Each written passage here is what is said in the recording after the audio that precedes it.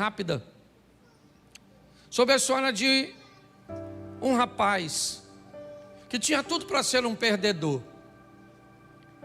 Ele caminhou num ambiente muito hostil.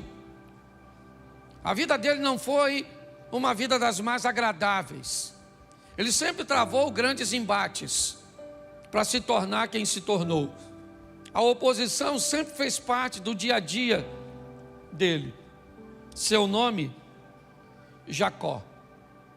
Eu quero fazer uma reflexão porque talvez nós precisemos nos agarrar a esses exemplos de oposições, cujos quais nós necessitamos de alcançarmos vitórias, de subjugarmos essas adversidades. E eu queria rapidinho, coloca para mim aí na tela, por favor, Gênesis capítulo 25, verso 26. Preste atenção, eu vou usar só alguns textos, vou comentar pouco. Depois saiu o seu irmão, agarrado a sua mão ao calcanhar de Esaú.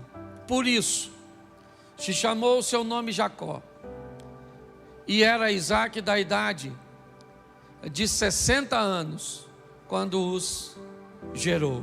Preste atenção, porque aqui está o nascimento desse menino. Ele é gêmeo com seu irmão Esaú, os dois.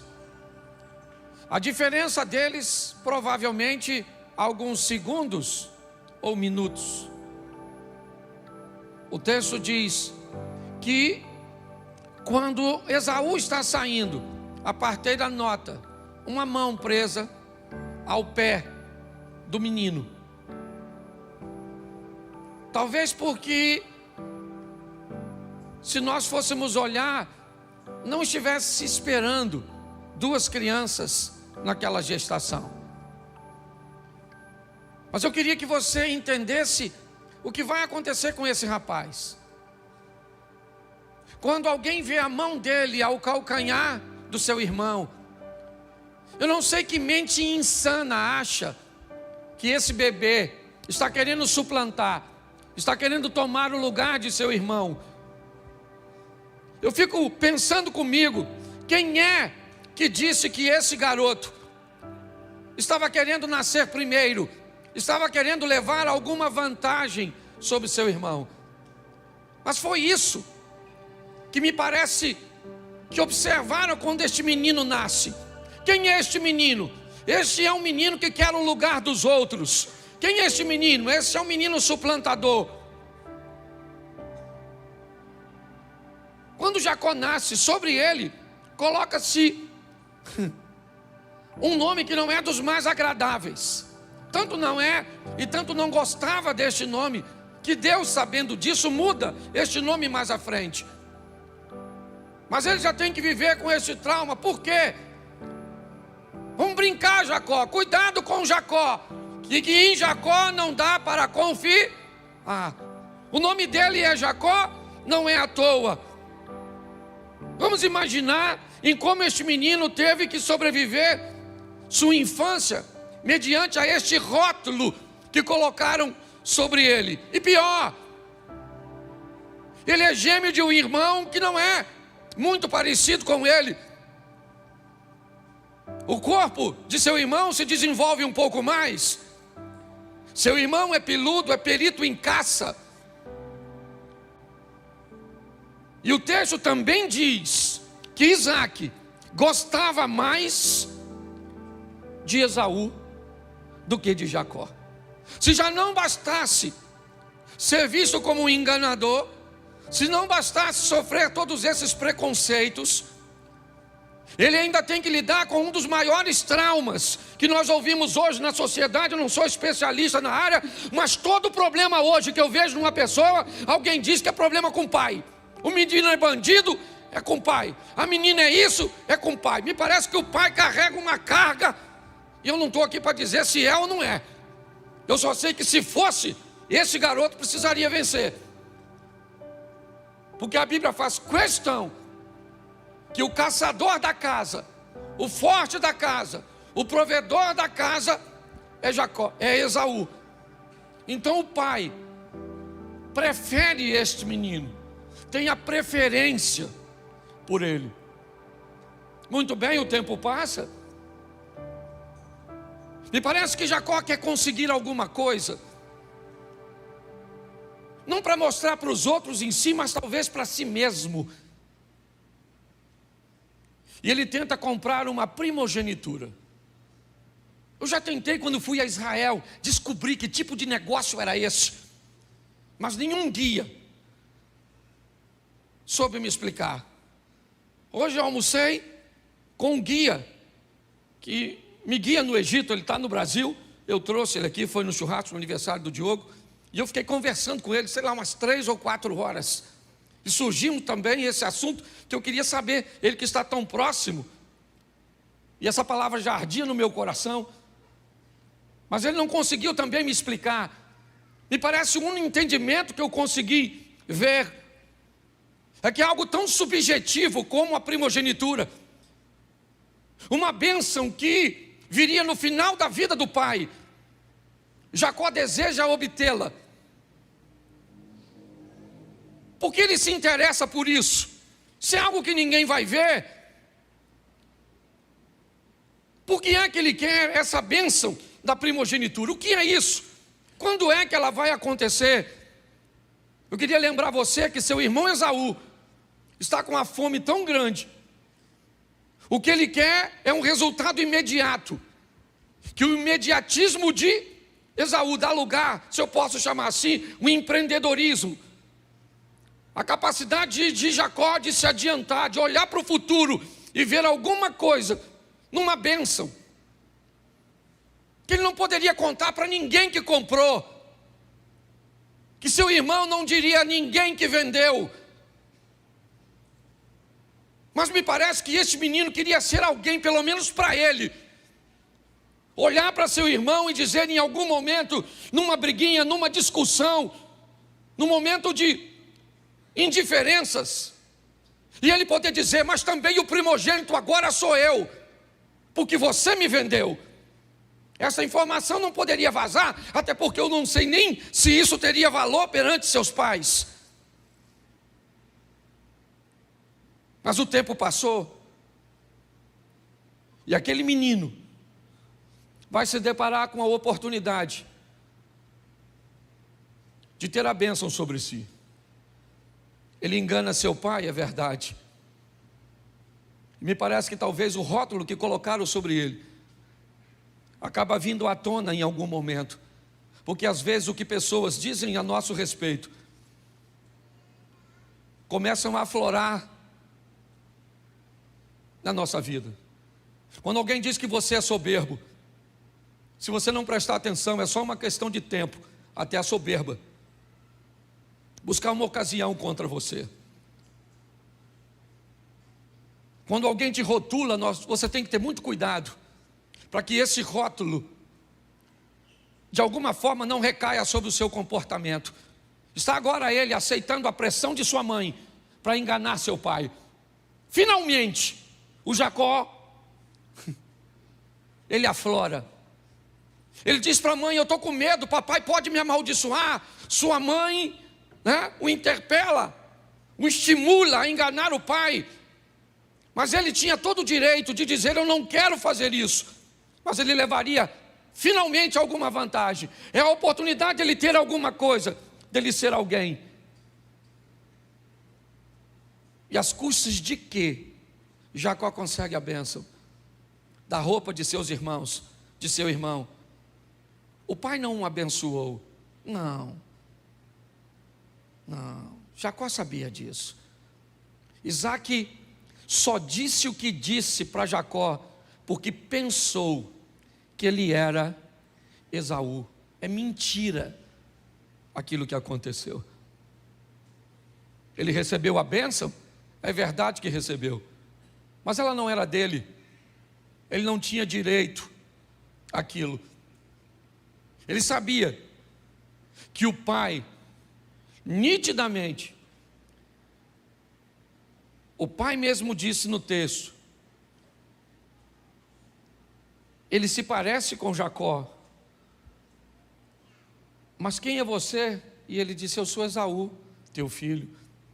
Mas como você me trouxe uma caça tão rápido? Deus colocou a caça no campo para que eu fosse e tivesse êxito.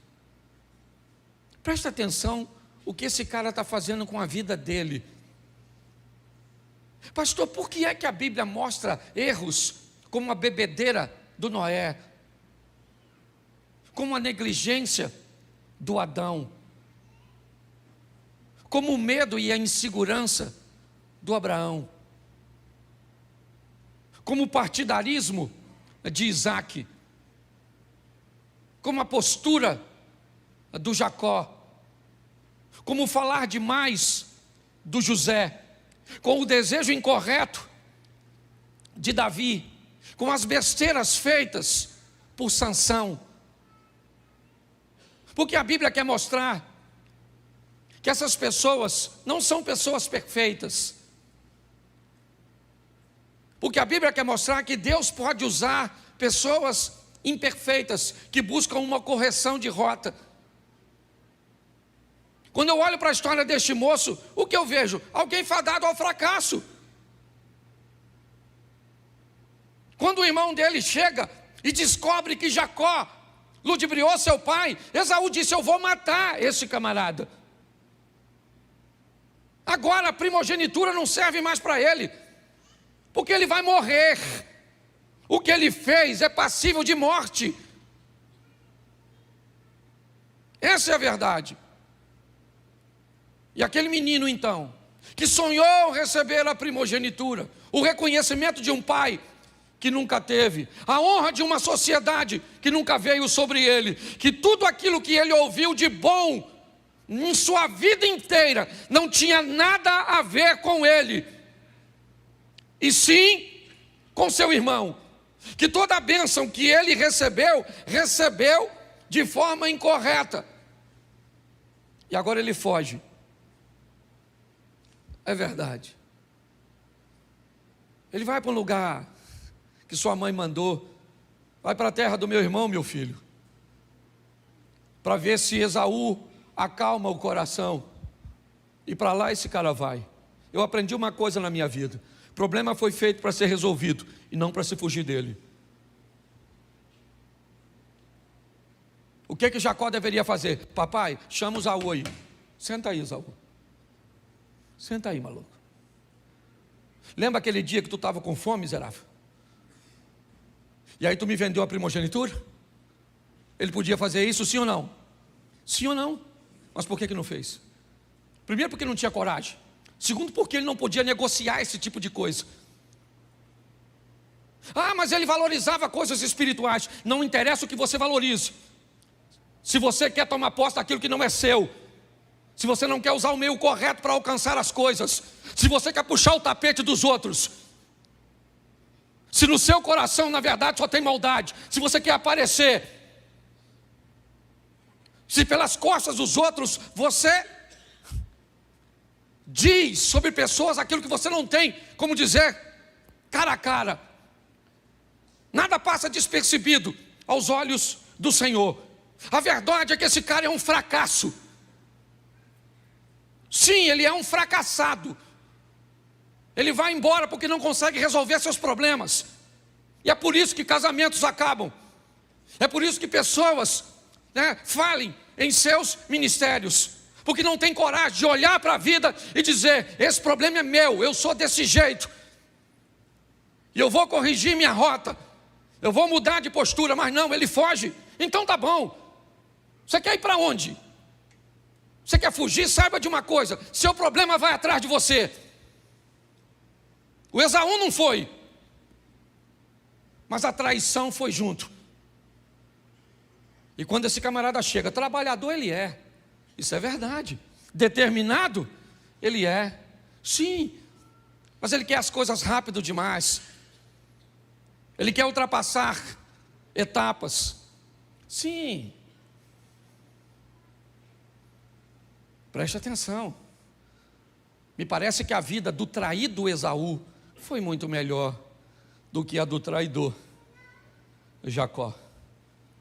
Quando nós olhamos à frente, Nós vamos ver a misericórdia de Deus agindo sobre a vida de Jacó.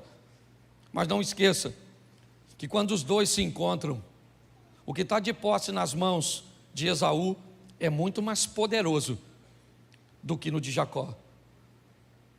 Quando nós olhamos esses dois irmãos se encontrando lá na frente, depois de tudo isso, vamos ver que Esaú poderia dizimar a casa de Jacó. E por que não fez? Eu vou te mostrar.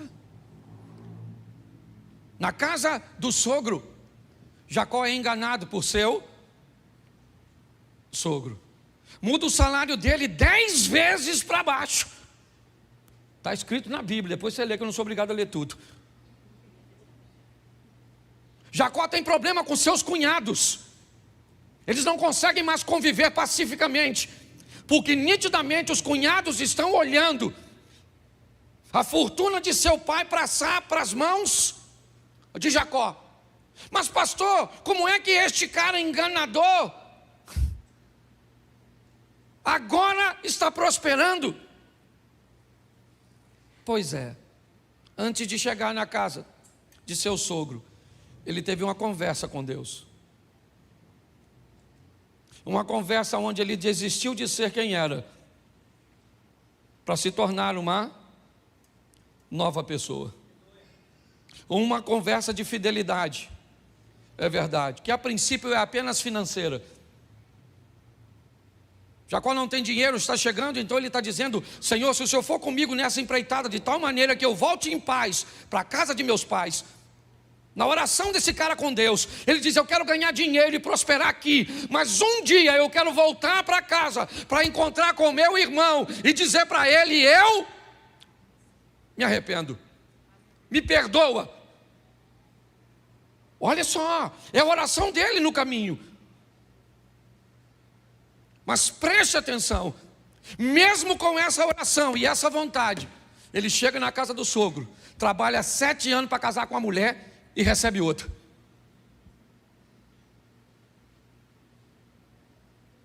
O sogro faz uma proposta para ele, sensacional: apacenta meus rebanhos, e eu te dou tudo aquilo que for salpicado e malhado como salário. Mas o texto diz que dias antes dessa proposta, Labão já tinha pego todos os salpicados e malhados e tinha separado longe do rebanho, e só tinha animal liso, e liso com liso. Pois o texto diz que o tal do Jacó, enganador, levava o rebanho para tomar água e colocava as varinhas de álamo, uma varinha sem casca e a outra com casca, ou seja, tudo listadinho dentro d'água. Eu não sei se isso é o suficiente para fazer com que o animal venha parir, certo? Talvez venha até daí. Aquela cultura antiga que dizia que se uma mulher ficasse olhando muito para um troço, o filho nascia com a cara do troço. Eu não sei se essa cultura vem daí. Eu só sei de uma coisa: eu não acredito nisso. Eu acredito que Deus fazia o cara prosperar, porque ele resolveu ser fiel, então ele começa a prosperar, sim ou não? Isso, prospera tanto, o problema é tanto, ele tem dificuldade de lidar com seus cunhados, a situação está difícil, não consegue falar com o sogro está todo mundo de cara feia para ele, porque ele está prosperando, ele está prosperando, ele está prosperando. O sogro diz: agora meu filho, só o picado de maiado é meu, o liso é seu. Ele foi lá, arrancou as varas, pronto, nascia liso. Depois você vai ler. Até que um dia Labão faz uma viagem, Jacó chama suas esposas e diz: vamos embora minha filha, vamos embora daqui enquanto seu pai está viajando. Mas agora no caminho ele vai ter um encontro sensacional com seu irmão. Eu queria que colocasse para mim, por favor, esse texto aqui, Gênesis 33, 1. Preste atenção. Levantou Jacó os olhos e olhou, e eis que vinha Esaú, e o quê? E esse cara vem com o quê? 400 homens com ele. vem a comitiva do Esaú. Ele era um homem forte, ele era um caçador, e ele traz consigo 400 homens na direção do Jacó, que segundo o próprio Jacó, vem com um grupo de mulheres e crianças. Olha só, o irmão desse cara, que ele roubou a primogenitura, ele vem na direção dele com 400 homens, e o Jacó, o próspero, o cheio de rebanho, aquele que prosperou, ele traz consigo algumas mulheres, crianças e alguns animais. Mas pastor, o que acontece antes disso? Eu acho que vale a pena olhar um pouquinho atrás. O Jacó que era rico, o Jacó que era próspero, que mudou sua vida financeira, ele ainda tem um problema nas suas orações. Ele queria fazer tudo isso, mas o sonho dele era um dia encontrar com seu passado e resolver sua pendência com seu irmão. Então agora já avisaram ele, seu irmão está vindo. Ele passa todo mundo e fica no Val de Jaboque, onde ele tem um contato com um anjo. E ele segura o anjo, e o anjo disse, me libera. E ele diz, eu só te libero se você me abençoar. Pô, meu irmão, que benção, o cara é ricaço. Que benção que esse cara quer. O que ele quer? Filho? Ele tem aos montes. O que ele quer? Dinheiro? Ele tem aos montes. Esposa? Ele tem 2 e mais 2 concubinas. O que ele quer? Gado? Não. Que bênção é essa que esse cara continua orando? O que ele quer? O anjo disse, como é que é seu nome, cara? Me parece estranho um anjo não saber o nome de uma pessoa. Um ser angelical. Será que ele não conhecia Jacó? Ele é nada mais, nada menos que neto de Abraão. Que anjo desinformado é esse que aborda Jacó e diz como é que é seu nome? O que o anjo está querendo dizer para ele, cara, tu tem bens, tu tem filhos, você tem mulher, mas olha o que você está fazendo. Fugindo de tudo, fugiu de seu irmão, fugiu de seu sogro, fugiu de seu cunhado. Sua vida é uma fuga o tempo inteiro, cara. Você nunca enfrenta nada, é sempre fugindo. Como é que é seu nome, cara? Ele diz, meu nome é Jacó. Esse é o meu nome. Por quê? Porque eu não tive opção de escolher. Se eu tivesse opção de escolher, não teriam colocado sobre mim um nome que me desse um rótulo tão ruim. E o anjo disse, então a partir de hoje, você não vai se chamar mais Jacó. Opa! Não, não. A partir de hoje, seu nome não é mais esse, você não é mais isso. Eu não sou mais isso? Não. Seu nome agora é Israel. Você lutou como um campeão, e esse é seu nome. Beleza? Está tudo tranquilo? Vamos embora. O anjo vai embora, e Jacó atravessa o val. E na travessia do Val de Jaboque, ele faz o seguinte. Gênesis 33, verso 2. E pôs as servas e seus filhos na frente. Lá vem Esaú, as duas, Bila e Zilpa, à frente com os meninos, Rúben, Simeão, Levi, ok? Alguns dos filhos, não vai vir aqui agora na minha mente quem é filho de quem.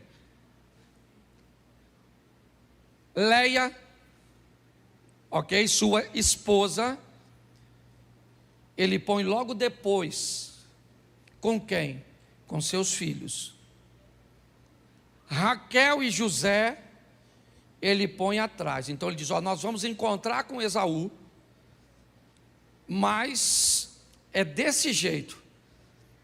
As concubinas vão na frente com seus filhos, e se elas morrerem, dá tempo de Raquel e José ir embora. Lia ou Leia e seus filhos vêm aqui, e Raquel e José vêm aqui, e eu vou lá para frente. O que Jacó está dizendo é o seguinte: agora eu vou enfrentar meus problemas. Eu vou na frente encontrar com meu irmão. Por quê? Porque o Jacó morreu no Val de Jaboque. E no Val de Jaboque, Deus trouxe à tona aquele cujo qual o menino nasceu para ser. Porque você nasceu para ser campeão. Você nasceu para ser vencedor. Esse garoto, agora, este homem agora, ele vai lá para frente. E Esaú quer matá-lo. Esse sempre foi o plano de Esaú. Eu quero matar. Mas quando Esaú olha para Jacó, ele não vê mais o enganador. Ele vê o Israel. Eu acho muito interessante. É a mesma pessoa. Ela só está sendo vista por olhos diferentes. É a mesma mulher. É o mesmo marido. É a mesma pessoa. Jacó não mudou sua fisionomia. Não. Quando Deus entra, você olha para uma mulher que não sentia nada e volta a sentir o amor, o respeito. Quando Deus entra com providência e te transforma, as pessoas olham para você e enxergam você totalmente diferente. Os dois irmãos agora estão caminhando um na direção do outro. Esaú vem, Jacó olha e diz: são 400 homens. Está certo. Mas quando ele olha para Esaú, quando Esaú olha para Jacó, o coração dos dois se move. Eles se abraçam. Jacó disse: tudo que eu tenho é seu, cara. Eu sou teu servo. Esaú disse: eu não estou precisando de nada disso, cara. Minha intenção não era vir aqui pegar nada seu. Minha intenção era vir aqui e tirar a sua vida. O que eu queria era te matar, até te ver, ou até ver o que Deus fez na sua vida, como Ele transformou você. Preste atenção nisso. Eles começam a conversar, mas para mim, o momento mais importante desse texto é o capítulo 33, o verso 12. Escute isso. E disse, quem disse aqui é Esaú, ok? Caminhemos e andemos, e eu partirei adiante de ti. Vamos juntos, Jacó. É o que disse Esaú. Mas preste atenção no que disse Jacó. Porém, ele lhe disse: meu senhor, sabe que esses filhos são tenros, e que comigo tem ovelhas e vacas de leite, e se as fadigar somente um dia, todo o rebanho morrerá. Ora, passe o meu senhor adiante da face do seu servo, e eu irei como um guia, pouco a pouco, conforme o passo do gado que está diante da minha face, e conforme o passo dos meninos até que eu chegue a meu senhor em Seir. Vai. E Esaú disse: deixarei logo contigo desta gente que está comigo. E ele disse: para que isso? Basta que eu ache graça aos olhos de meu senhor. Assim tornou Esaú aquele dia pelo caminho, né, a Seir, Jacó, porém, partiu para Sucote, edificou para si uma casa, fez cabanas para o seu gado, e por isso chamou o nome daquele lugar Sucote. Preste atenção. Aparentemente está tudo resolvido. Esaú disse: vamos juntos. Jacó disse: não vai rolar. Você tem com você 400 homens. Sua velocidade não é a mesma que a minha. Seu ritmo não é o mesmo que o meu. Se eu expor a minha vida e aquilo que eu conquistei, para que caminhe na velocidade que você consegue caminhar, com o estilo de vida que você estabeleceu, eu mato. Olha só, a maturidade de Jacó está dizendo: eu não tenho como ir contigo, cara, não dá, nossos ritmos são diferentes, mas nós fizemos as pazes, está tudo jóia, mas nós não vamos caminhar junto. Mas eu vou na frente, você vai depois, você vai para Seir, eu vou para Sucote. Não dá.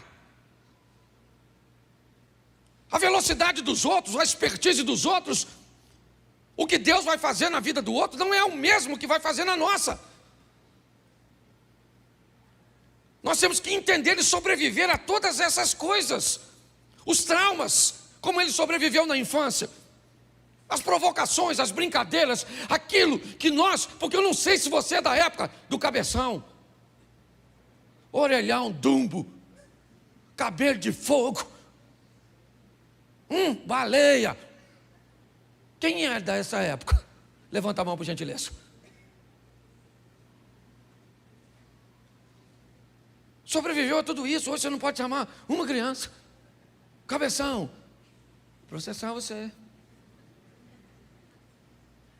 Pare e pense. Os traumas, tá bom, querido, todo mundo tem trauma. Conversa com um montão de gente aqui. É o pai que abandonou, o outro que bateu, o outro que traiu, o outro que machucou, o outro que fez. É isso? Você quer falar de seus traumas? Todo mundo aqui tem trauma. Tem gente aqui que não... mas eu perdi meu pai cedo. Tem gente que não sabe nem quem é o pai. Mas eu fui traído e o outro nem casou. Passei. Que nem um papa trair conseguiu. De tão ruim que é. Ruim a vida, não a pessoa. Tá bom? Não estou chamando ninguém de ruim, não. Eu estou dizendo que está assim de gente com a vida pior que a sua. Então pare de ficar olhando para isso. Enfrente seus problemas. São duros, mas são seus. Estamos olhando para um cara que tinha tudo para ser um perdedor, e por muito tempo viveu, e pior, prosperou, ganhou dinheiro, enriqueceu, teve filhos, mas não se sentia pleno, porque era o Jacó rico, era o Jacó próspero, era o Jacó abençoado, mas não foi chamado para ser Jacó, foi chamado para ser Israel.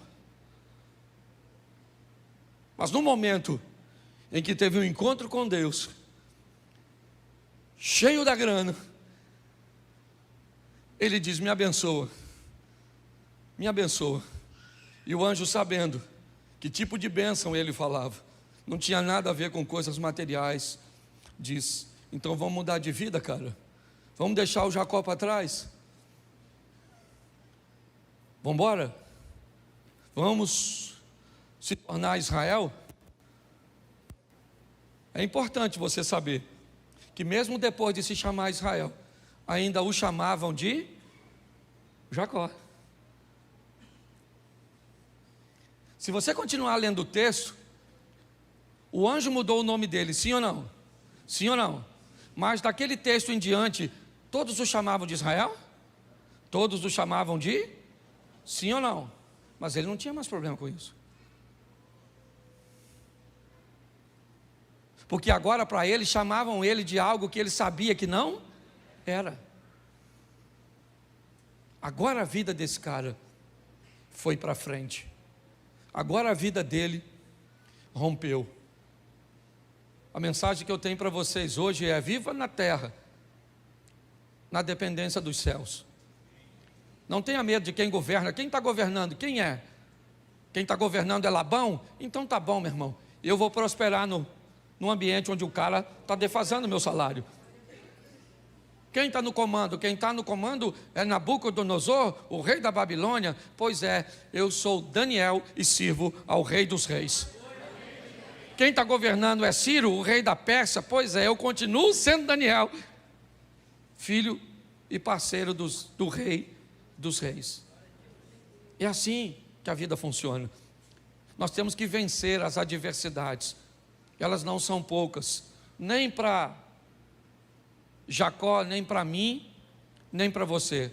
Se você quer enaltecer seus obstáculos, fique à vontade.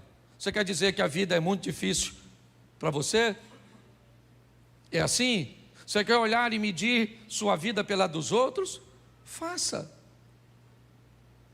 Jacó nunca precisou, nunca. Eu não sei porque Rebeca fez essa loucura. Não sei onde ela estava com a cabeça, certo? Deus já tinha dito para ela que o maior serviria o menor. Mas ela o fez. Eu não sei de onde você está vindo. Eu sei de onde eu vim. Eu sei o que eu tenho que vencer todos os dias. Eu sei o que eu tenho que escutar todos os dias. A Bíblia diz que a palavra de Deus é apta para discernir o que está no coração das pessoas. Se você sabe o que é isso, você sabe que às vezes a palavra de Deus já falou com você a respeito de pessoas que estão perto de você e o que elas querem quando estão perto de você e como Deus manda você se comportar. Mas e aí? O que nós vamos fazer? Nós vamos desistir? Nós vamos jogar a toalha?